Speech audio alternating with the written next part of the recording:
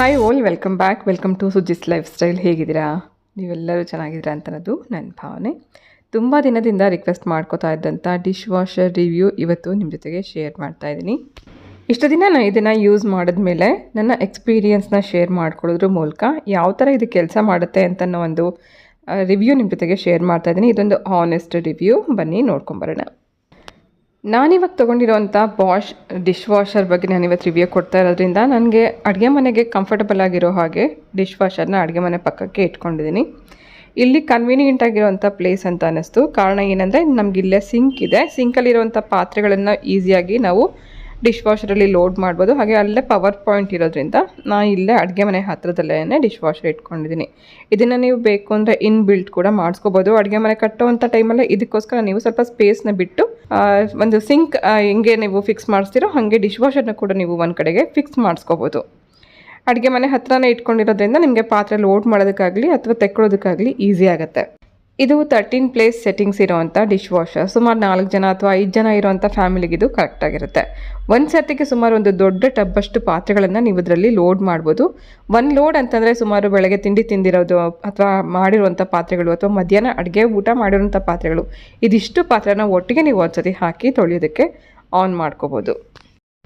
ಯಾವುದೇ ಕಂಪ್ನಿಯ dish washer ಆದರೂ ಕೂಡ ಡಿಶ್ ವಾಷರ್ ಒಳಗಡೆ ಪಾತ್ರೆಗಳನ್ನು ಲೋಡ್ ಮಾಡುವಾಗ ಸ್ಟೀಲ್, ಗಾಜು, ಪಿಂಗಾಣಿ ಅಥವಾ ಸೆರಾಮಿಕ್, ಹಾಗೆ ಕೆಲವು ಡಿಶ್ ವಾಷರ್ ಸೇಫ್ ಪಾತ್ರೆಗಳು, ಅದರಲ್ಲೂ ಪ್ಲಾಸ್ಟಿಕಲ್ಲೂ ಕೂಡ ಕೆಲವು ಡಿಶ್ ವಾಷರ್ ಸೇಫ್ ಪಾತ್ರೆಗಳಿರುತ್ತೆ. ಅಂಥದನ್ನು ಮಾತ್ರ ನಾವು ಲೋಡ್ ಮಾಡಬೇಕು.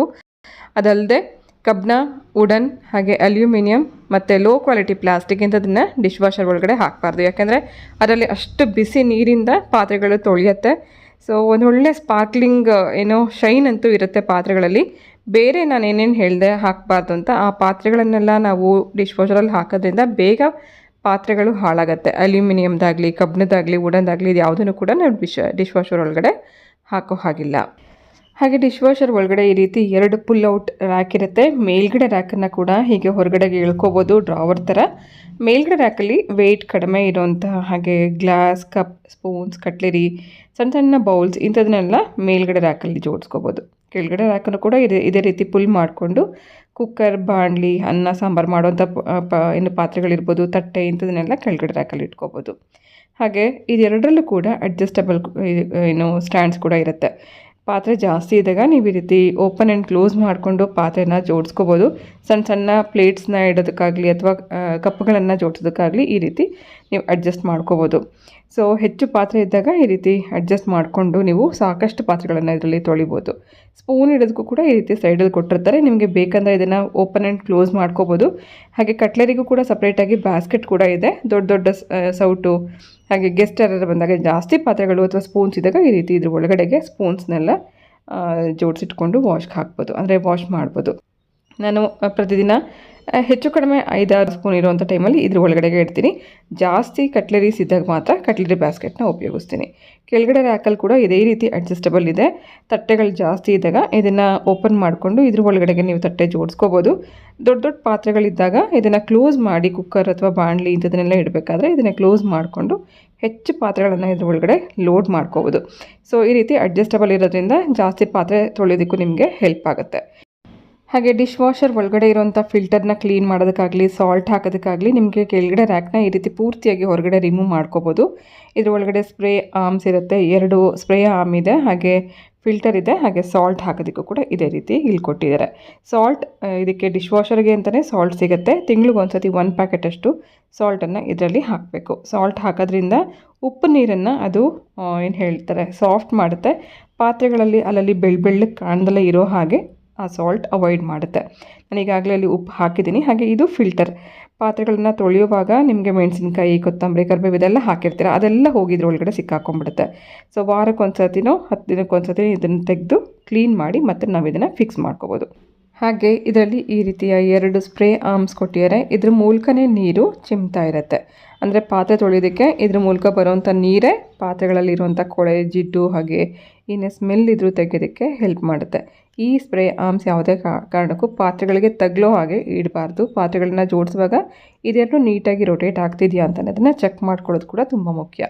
ಹೀಗೆ 2 ಕಡೆಗೂ ಈ ರೀತಿ ಸ್ಪ್ರೇ ಆರ್ಮ್ಸ್ ಇರೋದ್ರಿಂದ ಎಲ್ಲ ಕಡೆ ಪಾತ್ರೆಗಳಿಗೂ ನೀರಿದ್ರಿಂದ ಚಿಮ್ತಾ ಇರುತ್ತೆ. ಬಿಸಿ ನೀರಲ್ಲಿ ಕೂಡ ಇದು ವಾಶ್ ಆಗೋದ್ರಿಂದ ಎಷ್ಟೇ ಜಿಡ್ಡಿನ ಪಾತ್ರೆ ಹಾಕಿದ್ರು ಅಥವಾ ನಾನ್ ವೆಜ್ ಮಾಡಿರೋಂಥ ಪಾತ್ರೆ ಹಾಕಿದ್ರು ಯಾವುದೇ ರೀತಿ ಒಂದು ಸಣ್ಣ ಸ್ಮೆಲ್ ಕೂಡ ಇಲ್ದಲೇ ಇರೋ ಹಾಗೆ ಚೆನ್ನಾಗಿ ಈ ಡಿಶ್ ವಾಷರ್ ಒಳಗಡೆ ಪಾತ್ರೆಗಳು ವಾಶ್ ಆಗುತ್ತೆ.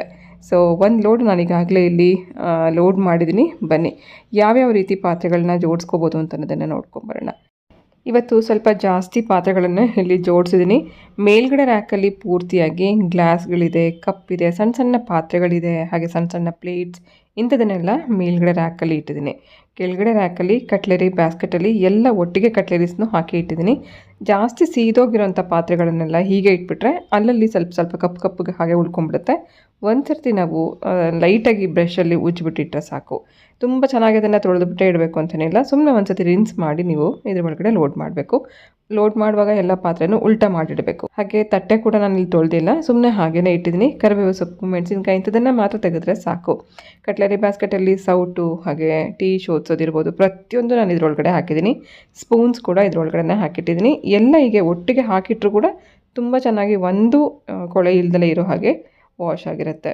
ಹಾಗೆ ಇದು ಚಾಪರ್, ಇದ್ರ ಒಳಗಡೆ ಟೊಮೆಟೊ ಪ್ಯೂರಿ ಮಾಡಿದ್ರದ್ದು ನೋಡಿ ಹಾಗೆ ಇದೆ. ಇದನ್ನು ಕೂಡ ತೊಳೆದಾದ್ಮೇಲೆ ಹೇಗಿರುತ್ತೆ ಅಂತ ಅದನ್ನು ನೋಡೋಣ. ಹಾಗೆ ಇದು ಟೀ ಕಪ್. ಈ ರೀತಿ ಎಷ್ಟೇ ಕೊಳೆ ಪಾತ್ರೆ ಇದ್ರೂ ಕೂಡ ಒಂಚೂರು ಇದರಲ್ಲಿರುವಂಥ ಜಿಡ್ಡಾಗಲಿ ಕೊಳೆ ಆಗಲಿ ಉಳ್ಕೊಳ್ದೆ ತುಂಬ ಚೆನ್ನಾಗಿ ಪಾತ್ರೆಗಳು ಇದರಲ್ಲಿ ತೊಳಿಬೋದು. ಹಾಗೆ ಡ್ರೈ ಆಗಿ ಕೂಡ ಹೊರಗಡೆ ಬರುತ್ತೆ. ಪಾತ್ರೆಗಳೆಲ್ಲ ಲೋಡ್ ಮಾಡಿದ ನಂತರ ಒಂದಲ್ಲ ಎರಡು ಸರ್ತಿ ನಾವು ಈ ರೀತಿ ಸ್ಪ್ರೇ ಆಮ್ನ ತಿರುಗಿಸಿ ನೋಡ್ಕೋಬೇಕು. ಎಲ್ಲೂ ನಮಗೆ ಪಾತ್ರೆಗದು ತಗಲ್ತಾ ಇಲ್ಲ ಅಂತ ಅನ್ನೋದನ್ನು ಕನ್ಫರ್ಮ್ ಮಾಡಿಕೊಂಡೇ ಮಿಷನ್ ಆನ್ ಮಾಡಬೇಕು. ಮೇಲ್ಗಡೆ ಸ್ಪ್ರೇ ಆಮ್ ಚೆಕ್ ಮಾಡಿದ ಹಾಗೆ ಕೆಳಗಡೆ ಕೊಟ್ಟಿರೋಂಥ ಸ್ಪ್ರೇ ಆಮ್ನ ಕೂಡ ತಿರುಗಿಸಿ ನೋಡ್ತಾ ಇದ್ದೀನಿ. ಎಲ್ಲೂ ಇದು ಪಾತ್ರೆಗೆ ತಗಲ್ತಾ ಇಲ್ಲ ಅಂತ ಗೊತ್ತಾದ ನಂತರ ಡಿಟರ್ಜೆಂಟ್ ಹಾಕ್ಕೊಳ್ಳೋಣ. ಹಾಗೆ ನಾವು ಮಾಮೂಲಿ ಪಾತ್ರೆ ತೊಳೆಯೋದಕ್ಕೆ ಹಾಕೋವಂಥ ಡಿಟರ್ಜೆಂಟ್ ಅಲ್ಲದೆ ಡಿಶ್ ವಾಷರ್ಗೆ ಅಂತಲೇ ಸಪ್ರೇಟಾಗಿ ಸಿಗುತ್ತೆ. ಇದು ಸಾಲ್ಟ್, ಟ್ಯಾಬ್ಲೆಟ್ ಹಾಗೆ ರಿನ್ಸೈಡ್, ಇದು ಮೂರನ್ನು ನಾವು ಡಿಶ್ ವಾಷರ್ಗೆ ಉಪಯೋಗಿಸ್ಕೋಬೇಕು. ನಾನೀಗಾಗಲೇ ಸಾಲ್ಟ್ ಹಾಕಿರೋದ್ರಿಂದ ಇಲ್ಲಿ ಒಂದು ಪ್ಯಾಕೆಟ್ ಎಕ್ಸ್ಟ್ರಾ ಇಟ್ಕೊಂಡಿದ್ದೀನಿ. ಹಾಗೆ ರಿನ್ಸೈಡ್ ಹಾಕೋ ಕಾರಣ ಏನಂತಂದರೆ ಪಾತ್ರೆಗಳಲ್ಲಿ ಒಂದು ಒಳ್ಳೆ ಶೈನ್ ಕೊಡುತ್ತೆ. ಸೊ ಫಳಫಳ ಅಂತ ಹೊಳೆಯೋ ಹಾಗೆ ಮಾಡುತ್ತೆ. ಫಿನಿಶ್ದು ಹಾಗೆ ಫಾರ್ಚೂನ್ದು ಸಾಕಷ್ಟು ಬೇರೆ ಬೇರೆ ಬ್ರ್ಯಾಂಡ್ಸ್ಗಳಲ್ಲೂ ನಿಮಗೆ ಮಾರ್ಕೆಟಲ್ಲಿ ಸಿಗುತ್ತೆ. ಹಾಗೆ ಇದು ಫಾರ್ಚೂನ್ ಟ್ಯಾಬ್ಲೆಟ್ ನಾನು ಇದಕ್ಕೆ ಉಪಯೋಗಿಸ್ತಾ ಇದ್ದೀನಿ. ಟ್ಯಾಬ್ಲೆಟ್ ಅಂತಂದರೆ ನಮ್ಗೆ ಹೇಗೆ ಪಾತ್ರೆ ತೊಳೆಯುವಾಗ ಸೋಪು ಅಥವಾ ಲಿಕ್ವಿಡ್ನ ಉಪಯೋಗಿಸ್ತೀವಿ ಅದೇ ರೀತಿ ಡಿಶ್ ವಾಷರ್ಗೆ ಅಂತಲೇ ಸಪ್ರೇಟಾಗಿ ಸಿಗೋವಂಥ ಈ ಟ್ಯಾಬ್ಲೆಟ್ಸ್ನ ನಾವು ಉಪಯೋಗಿಸ್ಕೋಬೇಕು. ಸೊ ಒಂದು ಟ್ಯಾಬ್ಲೆಟ್ ನಾವು ಒಂದು ಲೋಡ್ಗೆ ಹಾಕ್ಕೋಬೋದು. ಟ್ಯಾಬ್ಲೆಟ್ ಹಾಕೋದಕ್ಕೆ ಈ ಥರ ಗ್ಯಾಪ್ ಕೊಟ್ಟಿರ್ತಾರೆ, ಆ ಟ್ಯಾಬ್ಲೆಟ್ನ ಹಾಕಿ ಕ್ಲೋಸ್ ಮಾಡ್ಕೋಬೇಕು. ಹಾಗೆ ರಿನ್ಸೈಡ್ಗೆ ಪಕ್ಕದಲ್ಲಿ ಕೊಟ್ಟಿರೋಂಥ ಈ ಹೋಲ್ ಒಳಗಡೆಗೆ ರಿನ್ಸೈಡ್ ಹಾಕ್ಕೊಳ್ಳೋಣ. ಸುಮಾರು ಒಂದು ವಾರಕ್ಕೊಂದು ಸರ್ತಿ 4-5 ಸ್ಪೂನ್ ಅಷ್ಟು ಹಾಕ್ಕೊಂಡ್ರೆ ಸಾಕು. ನಿಮ್ಗೆ ಇದರಲ್ಲಿ ರಿನ್ಸೈಡ್ ಖಾಲಿಯಾಗಿದ್ದರೆ ಅಥವಾ ಸಾಲ್ಟ್ ಖಾಲಿಯಾಗಿದ್ದರೆ ಮಿಷನಲ್ಲ ಇಂಡಿಕೇಷನ್ ಕೂಡ ಬರ್ತಿರುತ್ತೆ. ಸಾಲ್ಟ್ ಖಾಲಿಯಾಗಿದೆ ಅಥವಾ ರಿನ್ಸೈಡ್ ಖಾಲಿಯಾಗಿದೆ ಅಂತ ಅದನ್ನು ತೋರಿಸ್ತಾ ಇದೆ ನೋಡಿ. ಇಲ್ಲಿ ನಿಮಗೆ ಕೆಳಗಡೆ ರೆಡ್ ಡಾಟ್ ಒಂದು ಬ್ಲಿಂಕ್ ಆಗ್ತಿದೆಯಲ್ಲ, ಅದು ರಿನ್ಸೈಡ್ ಕಡಿಮೆ ಇದೆ ಅಂತ ಅನ್ನೋದನ್ನು ತೋರಿಸ್ತಾ ಇದೆ. ಡಿಶ್ ವಾಷರ್ ಬಳಸುವಾಗ ಯಾವುದೇ ಕನ್ಫ್ಯೂಷನ್ ಇಲ್ಲ. ವಾಷಿಂಗ್ ಮಿಷಿನ್ ಹೇಗೆ ನಾವು ಆನ್ ಮಾಡ್ಕೋತೀವೋ ಅದೇ ರೀತಿಯೇ ಪ್ರತಿಯೊಂದಕ್ಕೂ ಇಲ್ಲಿ ಕೊಟ್ಟಿರ್ತಾರೆ. ಟೈಮ್ ಕೂಡ ಸೆಟ್ ಆಗಿರುತ್ತೆ. ತುಂಬ ಗ್ರೀಸಿ ಪಾತ್ರೆಗಳಿದ್ದಾಗ ಎಷ್ಟು ನಿಮಿಷಕ್ಕೆ ಸೆಟ್ ಮಾಡ್ಕೋಬೇಕು, ಹಾಗೆ ಕಡಿಮೆ ಪಾತ್ರೆ ಇದ್ದಾಗ ಎಷ್ಟು ನಿಮಿಷಕ್ಕೆ ಸೆಟ್ ಮಾಡ್ಕೋಬೇಕು ಅಂತ ಅನ್ನೋದೆಲ್ಲ ಇದರಲ್ಲಿ ಇರುತ್ತೆ. ನಮ್ಮ ಕನ್ವೀನಿಯೆಂಟ್ಗೆ ತಕ್ಕಂತೆ ನಾವು ಇದರಲ್ಲಿ ಟೈಮ್ ಕೂಡ ಅಡ್ಜಸ್ಟ್ ಮಾಡ್ಕೋಬೋದು. ಕಡಿಮೆ ಪಾತ್ರೆ ಇದ್ದಾಗ 30 ನಿಮಿಷಕ್ಕೂ ಆನ್ ಮಾಡ್ಕೋಬೋದು.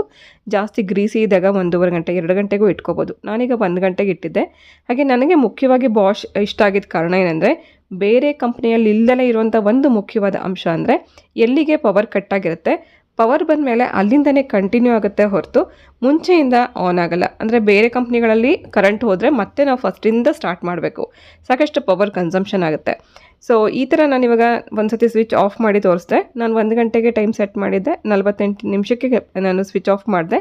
ಮತ್ತು ಸ್ವಿಚ್ ಆನ್ ಮಾಡಿದ್ಮೇಲೆ ಅಲ್ಲಿಂದನೇ ಕಂಟಿನ್ಯೂ ಆಯಿತು 1-2 ನಿಮಿಷ ಹೆಚ್ಚು ಕಮ್ಮಿನಲ್ಲಿ. ಸೊ ಈ ಥರ ನಮಗೆ ಇದರಲ್ಲಿ ಮುಖ್ಯವಾಗಿ ಟೈಮ್ ಸೆಟ್ ಮಾಡ್ಕೊಳ್ಳೋದು, ಹಾಗೆ ಪವರ್ ಬಂದಮೇಲೆ ಅಲ್ಲಿಂದನೇ ಕಂಟಿನ್ಯೂ ಆಗೋದ್ರಿಂದ ನನಗೆ ಬಾಷ್ ತುಂಬ ಇಷ್ಟ ಆಗಿ ನಾನು ಇದನ್ನು ಸೆಲೆಕ್ಟ್ ಮಾಡ್ಕೊಂಡಿದ್ದೆ. ನಾನು 1 ಗಂಟೆ ಟೈಮ್ ಸೆಟ್ ಮಾಡಿದ್ಮೇಲೆ ಪಾತ್ರೆ ಎಲ್ಲ ತೊಳೆದ್ಮೇಲೆ ನಿಮಗೆ ತೋರಿಸ್ತಿದ್ದೀನಿ ಎಷ್ಟು ಚೆನ್ನಾಗಿದೆ ಪಾತ್ರೆ ಎಲ್ಲ ವಾಶ್ ಆಗಿದೆ, ಜೊತೆಗೆ ಡ್ರೈ ಕೂಡ ಆಗಿರುತ್ತೆ. ನಾವು ಡೈರೆಕ್ಟಾಗಿ ಅಡುಗೆ ಮನೆಯಲ್ಲಿ ನಾವು ಇದನ್ನೆಲ್ಲ ಜೋಡಿಸಿ ಇಟ್ಕೋಬೋದು. ಸೊ ತುಂಬ ಹುಷಾರಿಲ್ದಲೇ ಇರೋರು ಅಥವಾ ಲೋವರ್ ಬ್ಯಾಕ್ ಪೇನ್ ಇರೋರು, ಕಾಲು ನೋವು ಇರೋರು ಅಥವಾ ಸಣ್ಣ ಸಣ್ಣ ಮಕ್ಕಳಿರೋರು, ವರ್ಕಿಂಗ್ ವಿಮೆನ್ ಇಂಥವ್ರಿಗಂತೂ ಮಸ್ಟ್ ಆ್ಯಂಡ್ ಶುಡ್ ಒಂದು ಡಿಶ್ ವಾಷರ್ ಇಟ್ಕೊಳ್ಳೋದು ಒಳ್ಳೆಯದು. ಮಾರ್ಕೆಟಲ್ಲಿ ಕಡಿಮೆ ಪ್ರೈಸಿಂದನೂ ನಿಮಗೆ ಸಿಗುತ್ತೆ. 25,000ದಿಂದನೂ ಸಿಗುತ್ತೆ, 50,000ವರೆಗೂ ಸಿಗುತ್ತೆ. ನಿಮ್ಮ ಬಜೆಟ್ಗೆ ತಕ್ಕಂತೆ ನೀವು ಡಿಶ್ ವಾಷರ್ನ ಪರ್ಚೇಸ್ ಮಾಡ್ಬೋದು. EMI ಮೂಲಕ ಕೂಡ ನೀವು ಪರ್ಚೇಸ್ ಮಾಡ್ಕೋಬೋದು. ಇದು ಯಾವುದು ಕೊಲಾಬ್ರೇಷನ್ ಖಂಡಿತ ಅಲ್ಲ, ನನ್ನ ಎಕ್ಸ್ಪೀರಿಯೆನ್ಸ್ನ ನಿಮ್ಮ ಜೊತೆಗೆ ಶೇರ್ ಮಾಡ್ತಾ ಇದ್ದೀನಿ. ಹಾಗೆ ಡಿಶ್ ವಾಷರ್ ತೊಗೊಳಕ್ಕೆ ಮುಂಚೆ 1000 ಸರ್ತಿ ಯೋಚನೆ ಮಾಡೋದೇನಂತಂದರೆ ಕರೆಂಟ್ ಬಿಲ್ ಎಷ್ಟು ಬರ್ಬೋದು, ನೀರಿನ ಬಿಲ್ ಎಷ್ಟು ಬರ್ಬೋದು, ನೀರು ಎಷ್ಟು ಖರ್ಚಾಗ್ಬೋದು ಅಂತ ತುಂಬ ಜನಕ್ಕೆ ಇದೊಂದು ಕನ್ಫ್ಯೂಷನ್ ಇರುತ್ತೆ, ನನಗೂ ಕೂಡ. ಸೊ ನಾನು ಸಾಕಷ್ಟು ಎಕ್ಸ್ಪೆರಿಮೆಂಟ್ಸ್ ಮಾಡಿದ್ಮೇಲೆ ನಿಮ್ಮ ಜೊತೆಗೆ ಇದನ್ನು ಶೇರ್ ಮಾಡ್ತೀನಿ. ಬಹುಶಃ ಯೂಟ್ಯೂಬಲ್ಲಿ ಯಾರೂ ಇದುವರೆಗೂ ತೋರಿಸಿಲ್ಲ ಅಂತ ಅಂದ್ಕೊಂಡಿದ್ದೀನಿ.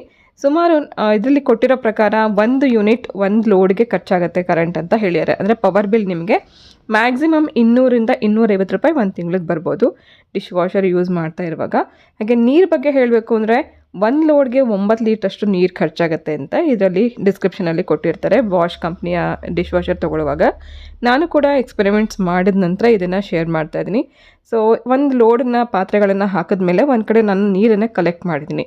ಸೊ ಖಂಡಿತ ಇದು ಎಷ್ಟು ಲೀಟ್ರ್ ನಾನು ಯೂಸ್ ಆಗುತ್ತೆ ಅಂತ ಅದನ್ನು ಚೆಕ್ ಮಾಡಬೇಕಾಗಿತ್ತು. ನಾವು ಕೈಯಲ್ಲಿ ಪಾತ್ರೆ ತೊಳೆಯುವಾಗ ಇಷ್ಟು ಪಾತ್ರೆಗೆ ಸುಮಾರು ಕಡಿಮೆ ಅಂತಂದರೂ 15 - 20 ಲೀಟ್ರ್ ನೀರು ಖರ್ಚಾಗುತ್ತೆ.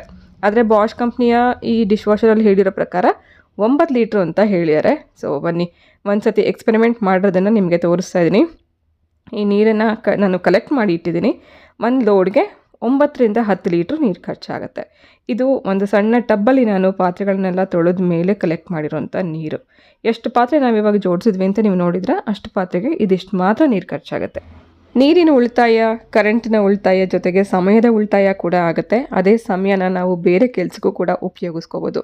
ನನಗಂತೂ ತುಂಬಾ ಸ್ಯಾಟಿಸ್ಫ್ಯಾಕ್ಷನ್ ಇದೆ ಡಿಶ್ ವಾಷರ್ ತೊಗೊಂಡಿರೋದ್ರಿಂದ. ಹಾಗೆ ಕೈಯಲ್ಲಿ ನಾವು ಪಾತ್ರೆಗಳನ್ನ ತೊಳೆಯುವಾಗ ಹೇಗಿತ್ತು, ಹಾಗೆ ಡಿಶ್ ವಾಷರ್ಗೆ ಹಾಕಿದ ಮೇಲೆ ಹೇಗಿದೆ ಅಂತ ಅನ್ನೋದನ್ನು ಬಿಫೋರ್ ಆ್ಯಂಡ್ ಆಫ್ಟರ್ ಕೂಡ ನಿಮಗೆ ತೋರಿಸ್ತಾ ಇದ್ದೀನಿ. ನೋಡಿ ಎಷ್ಟು ಚೆನ್ನಾಗಿದೆಲ್ಲ ತೊಳೆದು ಒಂದೊಳ್ಳೆ ಶೈನ್ ಕೂಡ ಇದೆ. ಹೊಸ ಪಾತ್ರೆಗಳನ್ನೋ ರೀತಿಯಲ್ಲಿದೆ. ಡಿಸಿನ್ಫೆಕ್ಟ್ ಆಗುತ್ತೆ, ಜೊತೆಗೆ ಅದರಲ್ಲಿರುವಂಥ ಕೊಳೆ ಎಲ್ಲ ಹೋಗಿರುತ್ತೆ. ಮನಸ್ಸಿಗಂತೂ ಸಾಕಷ್ಟು ಸಮಾಧಾನ ಅನಿಸುತ್ತೆ ಪಾತ್ರೆಗಳನ್ನು ಉಪಯೋಗಿಸುವಾಗ. ಅಡುಗೆ ಮಾಡೋದಕ್ಕಾಗಲಿ ಅಥವಾ ಯಾರಾದರೂ ಗೆಸ್ಟ್ ಬಂದಾಗ ಸರ್ವ್ ಮಾಡೋಕ್ಕಾಗಲಿ ಖುಷಿ ಆಗುತ್ತೆ. ಇದಲ್ಲದೆ ನಮ್ಮ ಸಬ್ಸ್ಕ್ರೈಬರ್ ಫ್ರೆಂಡ್ ಒಬ್ಬರು ನನಗೆ ಸಜೆಸ್ಟ್ ಮಾಡಿದರು, ಚಿಮ್ನಿ ಕೂಡ ನೀವು ಡಿಶ್ ವಾಷರಲ್ಲಿ ವಾಶ್ ಮಾಡ್ಬೋದು ಅಂತ.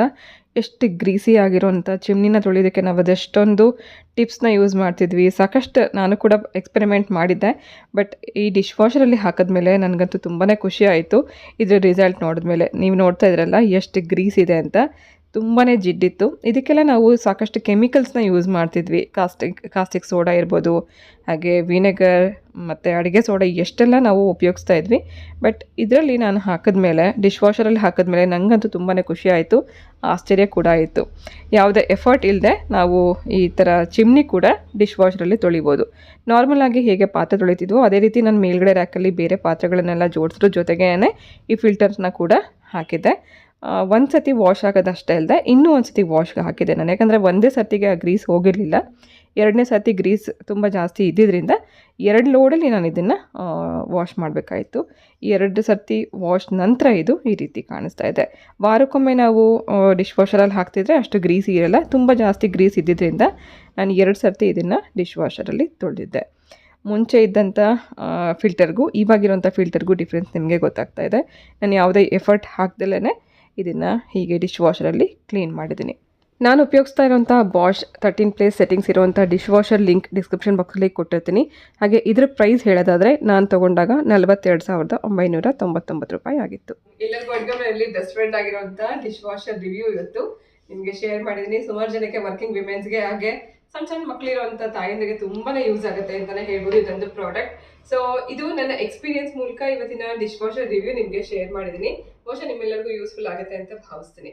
ವಿಡಿಯೋ ಇಷ್ಟ ಆಗಿದ್ರೆ ಪ್ಲೀಸ್ ಒಂದು ಲೈಕ್ ಮಾಡಿ. ಹೊಸಬ್ರೆಲ್ಲ ನೋಡ್ತಾ ಇದ್ರೆ ಪ್ಲೀಸ್ ನನ್ನ ಚಾನಲ್ನ ಸಬ್ಸ್ಕ್ರೈಬ್ ಮಾಡ್ಕೊಂಡು ನೋಡಿ ಅಂತ ಹೇಳ್ತಾ ಇವತ್ತಿನ ಈ ವ್ಲಾಗ್ ಜೊತೆಗೆ ನಾನು ಹೊರಡ್ತಾ ಇದ್ದೀನಿ.